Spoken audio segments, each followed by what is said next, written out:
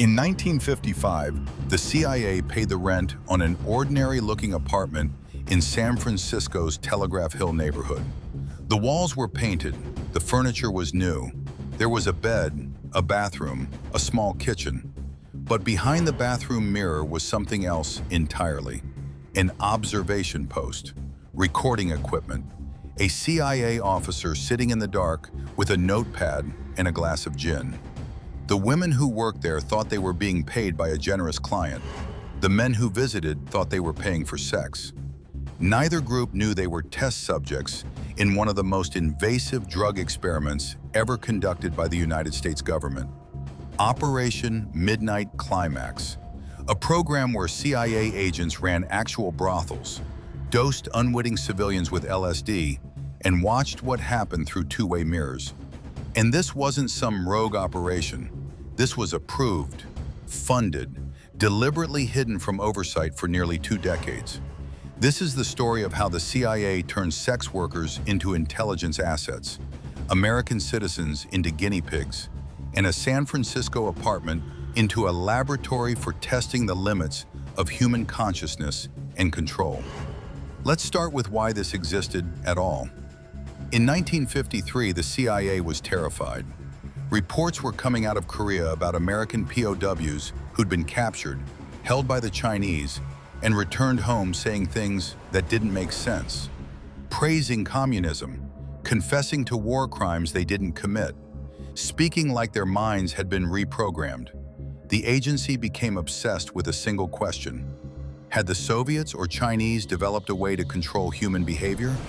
A drug, a technique, something that could break a person's will and rebuild it? And if they had, could we do it better? That question became a program, MK Ultra, approved by CIA Director Allen Dulles in April 1953. The goal was simple on paper: research mind control, interrogation techniques, and behavior modification. Find out if drugs, hypnosis, or sensory deprivation could be used to extract information, implant suggestions, or break enemy agents. The methods were anything but simple. MK Ultra had 149 sub-projects, experiments conducted at universities, hospitals, prisons, and military bases, often without the knowledge or consent of the subjects. Researchers tested LSD, mescaline, barbiturates, amphetamines, and chemicals that hadn't even been named yet. But lab studies had limitations. Controlled environments, volunteers who knew they were part of an experiment, even if they didn't know what was being tested. The CIA wanted something raw, real-world conditions, unsuspecting subjects, people who had no idea what was happening to them. That's where George Hunter White came in. White was a Federal Bureau of Narcotics agent. Big guy, heavy drinker, loved jazz clubs and rough interrogations. He'd worked undercover in New York's drug scene for years. He knew pimps, dealers, sex workers, and mobsters. He had no problem bending rules, and even less problem lying about it. The CIA recruited him in 1952 to help with what they called the truth drug problem. They gave him an assignment: set up safe houses in major cities, bring people in under false pretenses, dose them with LSD without their knowledge, observe the results. White took the job, and he took it further than anyone expected. In 1955, he rented an apartment at 225 Chestnut Street in San Francisco, a place with a view of the bay, tastefully decorated. He installed two-way mirrors in the bedroom and bathroom, microphones in the walls, recording equipment in a hidden observation room. Then he hired sex workers. The women were told they'd be working for a wealthy client who valued discretion. They'd bring men back to the apartment, do what they normally did, get paid well, and no questions asked. Some of them thought White was mob-connected. Others thought he was a private investigator gathering evidence for divorce cases. They had no idea they were CIA assets. Here's how it worked. A woman would approach a man at a bar, strike up a conversation, suggest they go somewhere more private. The man, thinking he was paying for sex, would agree. They'd go back to the apartment on Chestnut Street. At some point, usually early in the evening, The woman would offer the man a drink, whiskey, gin, whatever he wanted. What he didn't know was that the drink had been prepared in advance. The CIA had mixed LSD into the alcohol, doses ranging from 60 to 200 micrograms, enough to cause profound hallucinations and disorientation. Then she'd leave him alone in the bedroom, and George White would watch. From behind the two-way mirror, White observed everything: how quickly the drug took effect, how the men reacted, whether they became paranoid, suggestible, aggressive, or catatonic. He took notes, recorded audio. Sometimes he'd enter the room himself, posing as a friend or authority figure to see if he could extract information or plant suggestions while the subject was incapacitated. The men had no idea what was happening to them. They'd come to the apartment expecting one thing and suddenly found themselves unable to distinguish reality from hallucination. Some thought they were dying, others believed they were being poisoned or attacked. A few became violent, and none of them could consent, because none of them knew. The program expanded.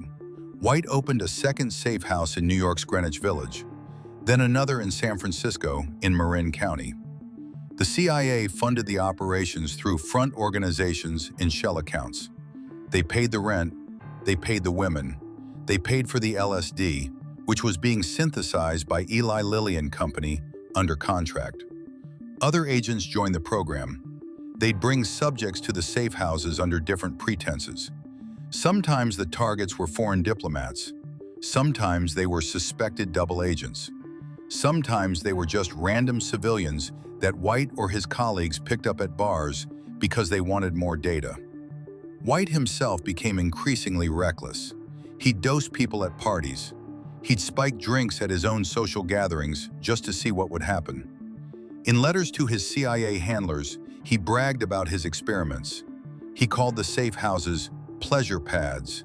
He wrote about watching people trip their brains out while he sat in the dark drinking martinis. But here's the thing, the CIA wasn't just testing LSD. They were testing whether sex and drugs together could be used as a blackmail and intelligence tool.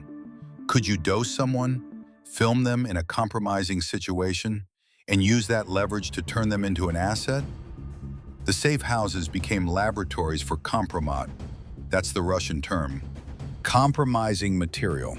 The kind of thing intelligence agencies use to control people. Get someone on tape doing something they don't want public, and suddenly you own them. And the CIA was doing this to American citizens on American soil. The program ran for nearly a decade. From 1955 to 1963, Operation Midnight Climax dosed an unknown number of men with LSD without their knowledge. The exact number was never recorded. White didn't keep detailed logs. The CIA didn't require them. The goal was deniability. What we do know comes from a handful of declassified memos and White's own letters, which were discovered years later. In one letter to his CIA supervisor, Dr. Sidney Gottlieb, White wrote, "I toiled wholeheartedly in the vineyards because it was fun, fun, fun. Where else could a red-blooded American boy lie, kill, cheat, steal, rape, and pillage with the sanction and blessing of the All-Highest?" Yeah, he wrote that. So who knew about this? Who approved it? The answer is complicated. MK-Ultra was compartmentalized. Most CIA officers didn't know the program existed. Those who did know were told it was a matter of national security. Oversight was minimal. The Church Committee, which investigated CIA abuses in the 1970s, found that MK-Ultra operated with almost no accountability. Projects were approved by a small group of senior officers. Budget requests were vague. Documentation was deliberately sparse. But someone had to sign off on the safe houses. Someone had to approve the funds. Someone knew that CIA agents were running brothels and dosing civilians. That someone was Sidney Gottlieb, the chemist who ran MK-Ultra, a man who believed that the ends justified any means. Gottlieb approved Operation Midnight Climax. He received updates from White. He knew what was happening in those apartments. And above Gottlieb was Richard Helms, who later became CIA director. Helms was briefed on MK Ultra projects. He knew about the safe houses. When the program was finally exposed, he was the one who ordered the destruction of MK Ultra records in 1973. 90% of MK Ultra's files were destroyed. What we know now comes from the 10% that survived by accident. Financial records, memos that were misfiled, testimony from people who were there. But let's go back to the victims, the men who were dosed. What happened to them? Most never knew what happened. They'd wake up the next day, confused, disoriented, maybe with gaps in their memory. Some thought they'd had a bad reaction to alcohol. Others assumed they'd been drugged and robbed. A few suspected something darker but had no proof and no one to tell. But there were consequences. LSD is not a harmless drug, especially in uncontrolled settings. For some people, it can trigger psychotic episodes, panic attacks, or long-term psychological trauma. Imagine being dosed without warning, no preparation, no understanding of what's happening to you. You're in a stranger's apartment, reality is disintegrating, and you have no idea why. Some men later reported depression and anxiety that lasted months. Others had flashbacks. One man, according to declassified memos, became convinced he was being followed by the government. He wasn't wrong. And then there's Frank Olson. Olson wasn't dosed at a safe house, but his story is directly connected to MK Ultra and the CIA's LSD experiments. He was a biochemist working for the Army's Special Operations Division at Fort Detrick, Maryland. In November 1953, he attended a retreat with CIA officers at a cabin in Western Maryland. Sidney Gottlieb was there. So was George White. On the second night, Gottlieb spiked a bottle of Cointreau with LSD and served it after dinner. Olson and several others drank it. They weren't told what they'd been given until 20 minutes later, after the drug had already started to take effect. Olson had a severe reaction. He became paranoid and agitated. He told colleagues he'd made a terrible mistake and wanted to resign. Days later, he was taken to New York to see a psychiatrist. On November 28, 1953, he fell from the 10th floor window of the Statler Hotel and died. The CIA called it a suicide. Olson's family was told he jumped. They were given a pension and asked not to talk about it. But in 1975, the Rockefeller Commission investigating CIA abuses revealed that Olson had been dosed with LSD without his knowledge. The CIA apologized. President Gerald Ford invited the Olson family to the White House and personally apologized. The government paid a settlement. But Olson's son Eric wasn't satisfied. He spent decades investigating his father's death. In 1994, he had his father's body exhumed. A forensic pathologist found evidence that suggested Olson had been struck on the head before going out the window. The conclusion? Possible homicide. To this day, the circumstances of Frank Olson's death remain disputed. But what's not disputed is this. He was dosed with LSD as part of an MK Ultra experiment, and 9 days later, he was dead. Operation Midnight Climax officially ended in 1963. The CIA closed the safe houses. George White retired from the Bureau of Narcotics. He moved to California, drank heavily, and died in 1975, just as the Church Committee was beginning its investigation. Convenient timing. Sidney Gottlieb continued running MK Ultra until 1973. Then, as congressional investigations closed in, he ordered the destruction of all MK Ultra records. He shredded files, burned documents, erased evidence. He later claimed he was following orders, but the damage was done. An entire program, nearly 2 decades of human experimentation, reduced to fragments in testimony. Gottlieb was never charged with a crime. He retired, moved to India for a time, then returned to the US and lived quietly until his death in 1999. In 1977, the Church Committee and a parallel investigation by Senator Ted Kennedy's Subcommittee on Health held hearings on MK Ultra. For the first time, the public learned about the program's scope, the LSD experiments, the safe houses, the dosing of unwitting civilians. The CIA's director at the time, Admiral Stansfield Turner, testified that the agency had destroyed most records, but acknowledged that extremely sensitive experiments had been conducted. He admitted that MKUltra had violated ethical standards. He said the agency regretted it. But regret doesn't undo what happened. So what do we actually know about Operation Midnight Climax? What's confirmed? We know the safe houses existed. The Church Committee confirmed addresses in San Francisco and New York. We know George White ran them and reported to the CIA. We know LSD was administered to unwitting subjects. We know the goal was to study the effects of drugs in real-world settings and to develop interrogation and blackmail techniques. What we don't know is how many people were dosed. White didn't keep a count. The CIA didn't require one. Estimates range from dozens to hundreds. We also don't know what happened to most of the victims. Their names were never recorded. Their experiences were never documented. They disappeared into the cracks of a program designed to leave no trace. We don't know if any of the techniques developed at the safe houses were ever used operationally. The CIA has never confirmed or denied whether blackmail materials gathered at Midnight Climax safe houses were used to recruit assets or coerce cooperation. That information, if it exists, remains classified. And here's the uncomfortable part, the broader question. Operation Midnight Climax wasn't an isolated incident. It was part of MKUltra, and MKUltra wasn't an isolated program. It was part of a larger culture within the intelligence community during the Cold War. A culture that believed anything was justified if it kept America safe. A culture where oversight was seen as a hindrance and accountability as a weakness. The CIA dosed prisoners in federal penitentiaries.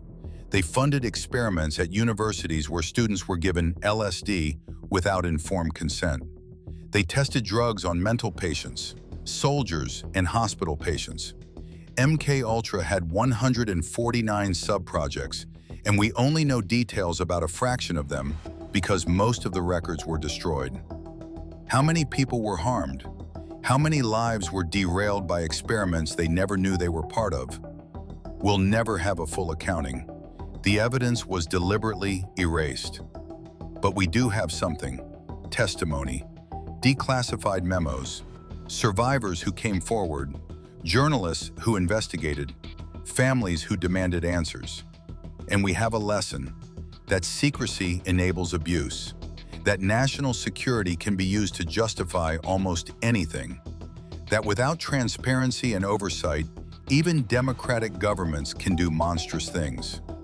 George White once wrote that working for the CIA was fun, fun, fun. Sidney Gottlieb said he was just following orders.